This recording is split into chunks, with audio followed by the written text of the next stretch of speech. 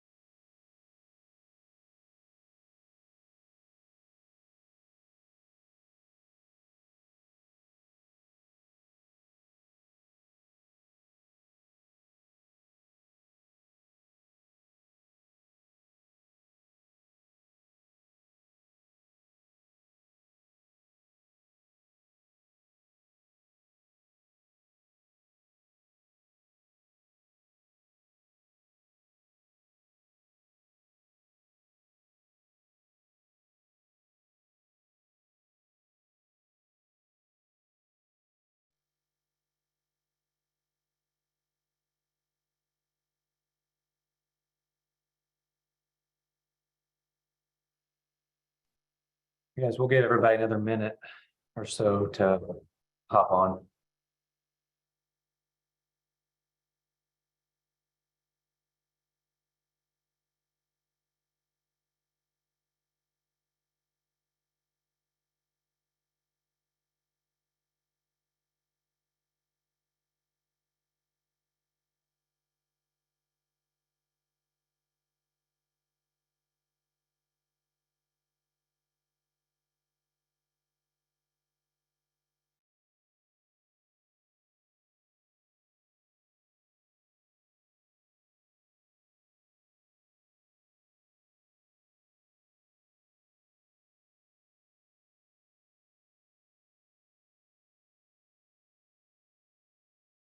All right. So y'all hear me okay? Yeah, we can hear you okay. All right. Say that again, John. Could you hear me? I had my speakers off. Yeah, we could hear you okay. All right. So I think we probably have a couple more that might show up, but appreciate you guys joining me tonight. So I wanted to take a little bit of time to go in depth regarding our APP development program. Have y'all heard much about this? No, okay. So I want to show you guys some slides. You see those, John? Yeah, okay. So these are some slides that Kim and I presented at a national conference a couple of years ago now. We have put a lot of thought and discussion into how do we want to develop our APPs. So I'm not going to go through all of this, but just kind of hit a few high points. So there are, a lot of challenges when it comes to integrating APPs into a hospital medicine practice. I think first and foremost is it's just a hard field, right? So it's one of the only fields where you have to know a lot about a lot. It's not a little bit about a lot or a lot about a little. You really got to know a lot about everything to be a good hospitalist APP. That's issue one. But there's these other issues that come into play here that create challenges to integrate APPs into a hospital medicine practice. So got them listed here, but there tends to be a lot of variability in the quality of training and education among APP schools. Often there's significant on-the-job training. There's usually not a whole lot of thought that goes into this, so APPs end up being really poorly integrated or insufficiently oriented. In a lot of practices, there's not really a lot of collaboration with physicians. You guys don't get formal feedback. There's not formal professional development. And I think one of the key things here is that many APPs are practicing well below the top of their license. So that was kind of where we were several years ago. And this all was kind of compounded by the fact that we really had a lot of low job satisfaction, high turnover rates, things that are problems for the field of APPs in general, but we were really feeling it at UAB. And so we knew that we had a problem we had to address. in addition to all of this, the other thing, forget which slide it's on. The other thing that was really causing UAB to shift the way that we thought about, how we wanted APPs involved in our practice was that our compensation model was transitioning from an RVU-based productivity model to the model we're in now, which is a salary-based model that heavily incorporates different quality metrics. But what that meant was we had gotten really good at admitting patients, and that's essentially all the APPs were doing. So we call them our admission ninjas. So virtually every daytime APP and almost all night APPs, all they did was admissions, nothing else. And so I think this kind of contributed to all the issues that we talked about. So we finally came to the conclusion that we wanted to change things. And additionally, I think it's really important for our APPs to see this as a career, not just a job. And I think it's really important that our APPs get the same amount of development and the same amount of support that the physicians get. And so all that went into us wanting to create our APP development program. I'm not going to go over that. So what we ultimately came to decide was that this development program really fell into 3 different phases. So phase 1 is onboarding and orientation. So everybody on this call has already gone through this, but here's kind of just like a general schematic of what it looks like. There's been some changes since then, but you can tell that this is a really robust 24-week long orientation process. This is probably more than what any other group in the entire country does. So that alone would have been a big step forward. It was a big step forward from where we were, but we knew that wasn't enough. So we had to continue the development of APPs beyond just orientation.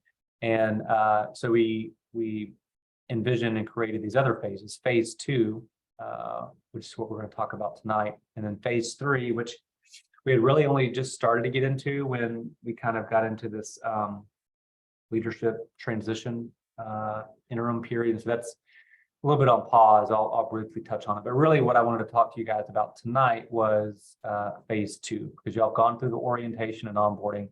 You've been practicing on your own, at least for some time. I know there's probably some variability among people who are on the call, but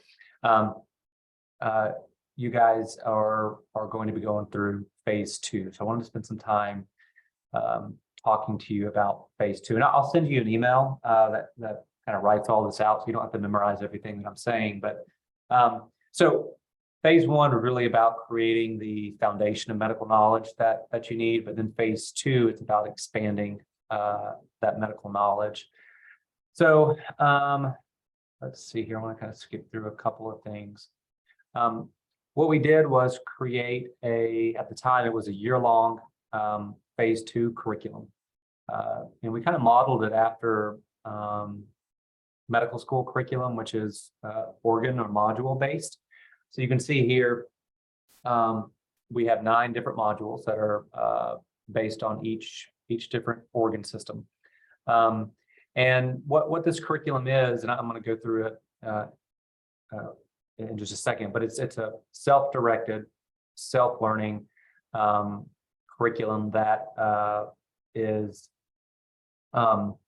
really designed to hit at your weak points, and 1, help you figure out your weak points, but 2, and then spend a little bit more time learning about them.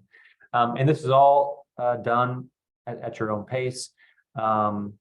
And this was intentional so that, even though we created this a couple of years ago, everything's still in place for people to go through, whether they were hired in 2019, 2022, 2026, it doesn't matter. This is kind of like a living curriculum. And so we're adding to it as appropriate, but then each different, hiring cohort can go through it at their own pace. So most of this curriculum is, can you see my Google Drive now? No. Most of this curriculum is online, or virtually all of it is, minus our Chalk Talk. So you guys will receive a link to our APP development, phase 2, Google Drive. And again, you can see all this is organized by module. And so the thought is that at the beginning of each module, you guys will take a pre-test. I'll go over these in a second. And you'll get some feedback on areas you might need to focus on, and then you'll go into each folder on the Google Drive to access the curriculum. So for every module, there's what we call a master list. Okay, so here's the one for cardiology. So this is kind of color coordinated. The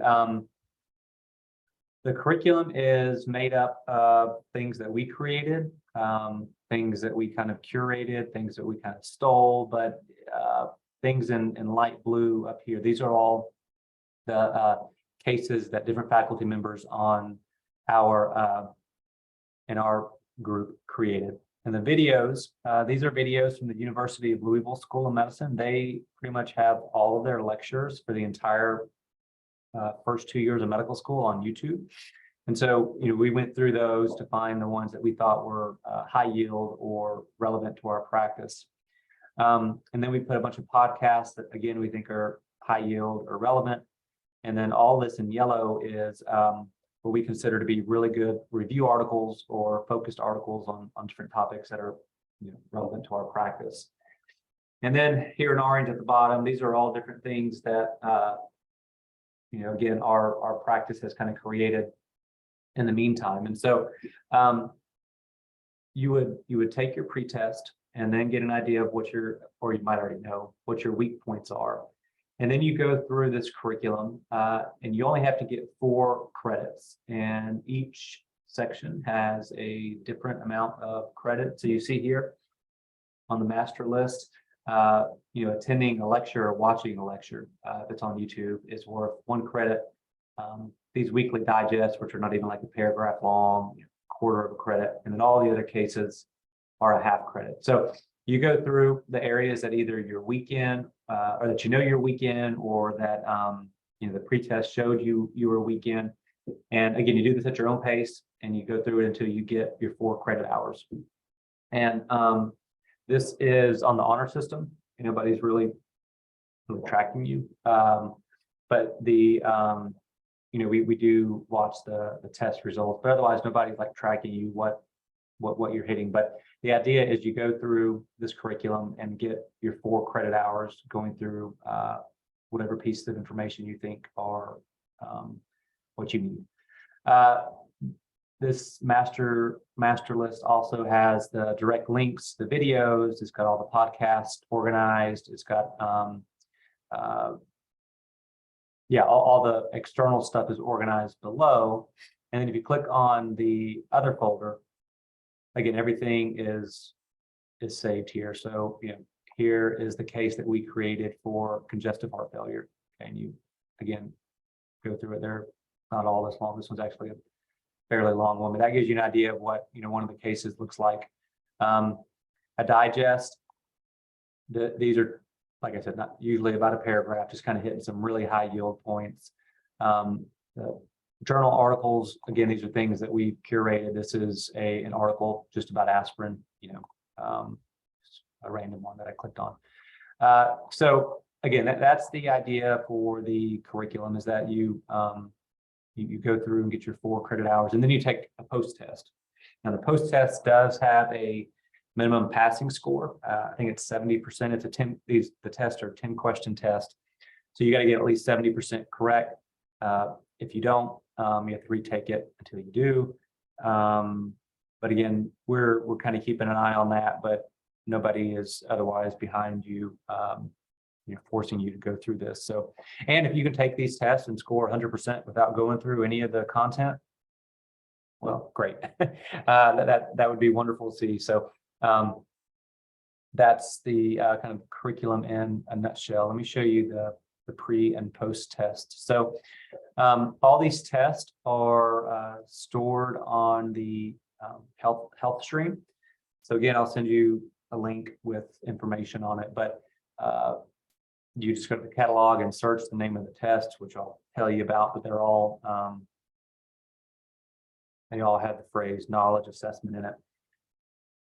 So here you can see, this says the endocrine medicine knowledge assessment post-test for APPs, renal medicine post-test, ID post-test, pulmonary post-test. Looks like all the post-tests are there at the top. I'm guessing all the pre-test are toward the bottom. So when you finish these post-tests, you'll get the answers with explanations for all of the questions. So again, the pre-test has no passing score. So as soon as you take it, no matter what you get, you'll get the answers. It'll be in a document like this. It's got the question and then the answer explanation that goes over it. We spent a lot of time creating these, and these explanations are really high yield, I think. These questions were designed to really to make sure that you're practicing at the level that you need to. They're not designed to trip you up. They're relatively straightforward, but they hit really high yield pieces of content. So at the very least, I would recommend after you take the test to go through and read through all the answer explanations for the test. Okay, so that's like what the pre-test would look like. There's no passing score. So you take the pre-test, you review these question answers, you go through the content at your own pace, and then after that, you take the post-test. Okay, so and again, the post-test requires a 70% passing rate. Once you hit 70%, you'll get access to the answer explanations for the post-test. Okay. And the reason we did the pre-test and the post-test was we wanted to show that going through this curriculum actually improved your test results. So let me show you that real quick.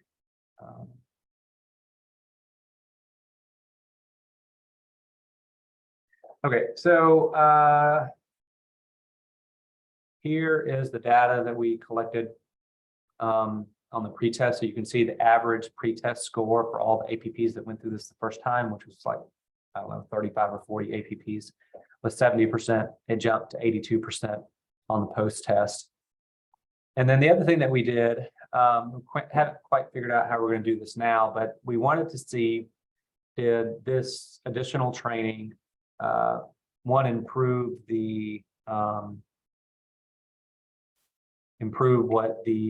how the faculty rated the APPs readiness to practice independently, and how individual APPs rated themselves. So we did this 5-point Likert scale, and a 5 meant that APPs were functionally independent. A 1 meant that they need full physician review for all patient discussions, essentially.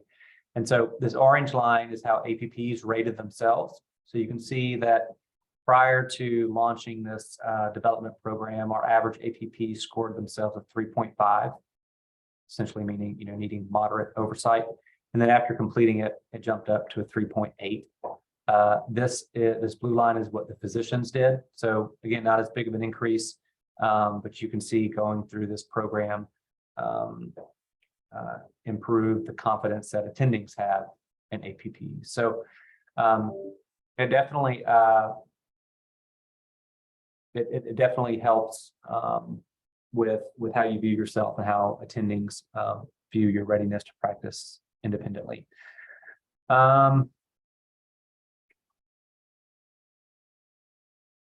Any questions about that? So just kind of recap. This will be something that you go through. It'll probably, you can stretch this out to a year. Okay.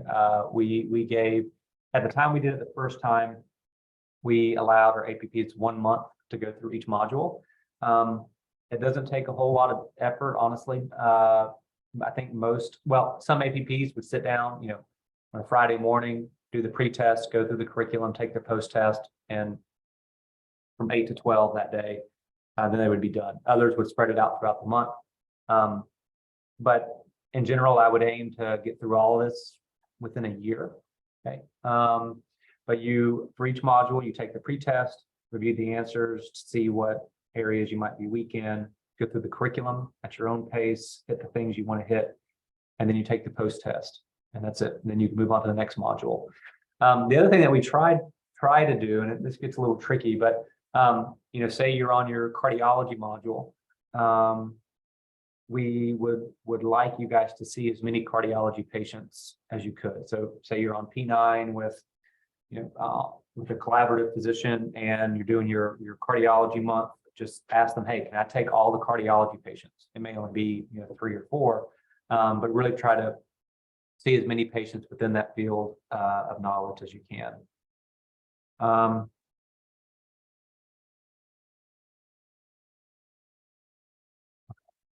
What questions do you guys have, if any?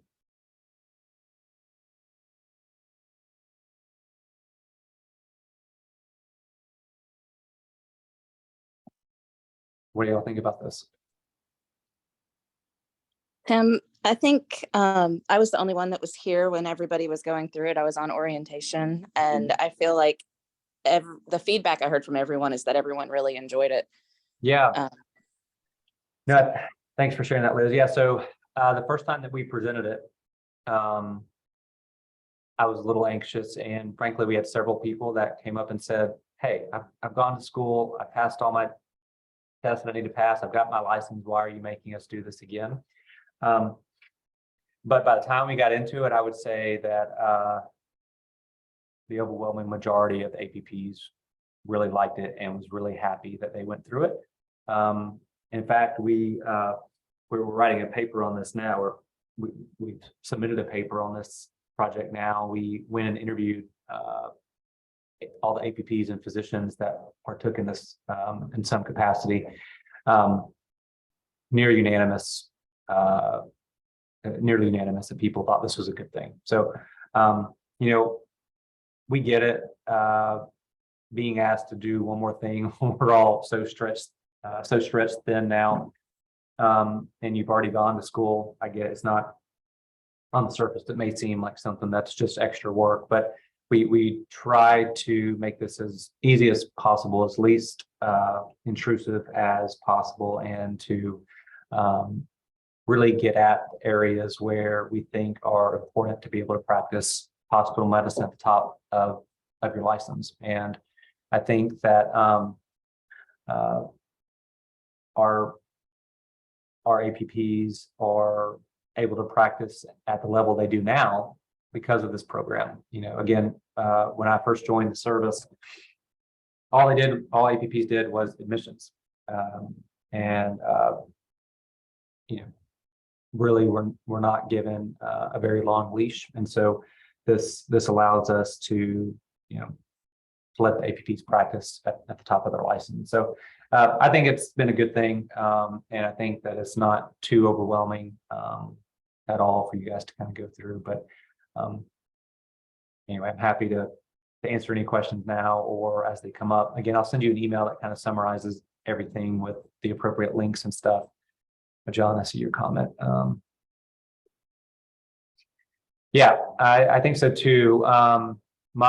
So initially when we created academic service, my vision was to have APPs on that full time. And the reason was really kind of twofold. One, because I think the APPs would like it, but two, I think it's so important for physicians in training to learn how to work with APPs.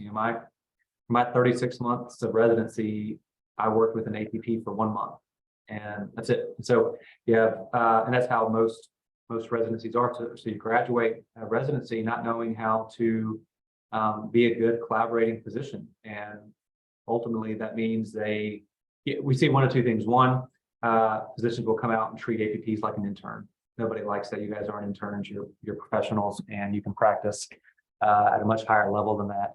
But that's all that physicians do. Like when you finish your 3rd year of residency, you're teaching interns, and you're following up things like you would with an intern. So that doesn't work. On the other end, physicians had no idea, what your training might consist of, and so they were completely hands off, and that doesn't work either. And so, it's going off on a tangent there. But yes, my vision still is if we can make the schedules work and the capacity work, I'd love for APPs to have the opportunity to, work on the academic service. I think it's really mutually beneficial. But and I would love for the residents that we're training now to see what it's like to work with professional APPs.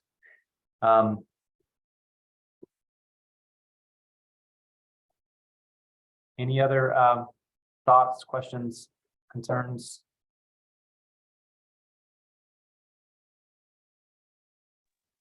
No, only to say that I think that that'd be a really kind of a beneficial idea. I'd be all down for joining academic service as someone who wants to do academics in some capacity with a PA program at some point too. I'm all about kind of integrating our teaching and our kind of training, because that's, you know, that's kind of the way things are looking nowadays. Agreed. And, you know,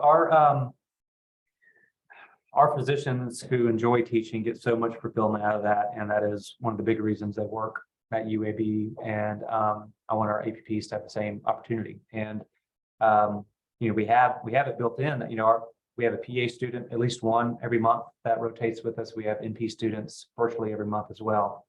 And so we have the students there. I would love for our PAs and NPs to have a chance to teach. And I know there's some opportunity on orientation, but my goal is to broaden that opportunity. And really right now it comes down to numbers of patients and where they're located and where the academic service is located, and not having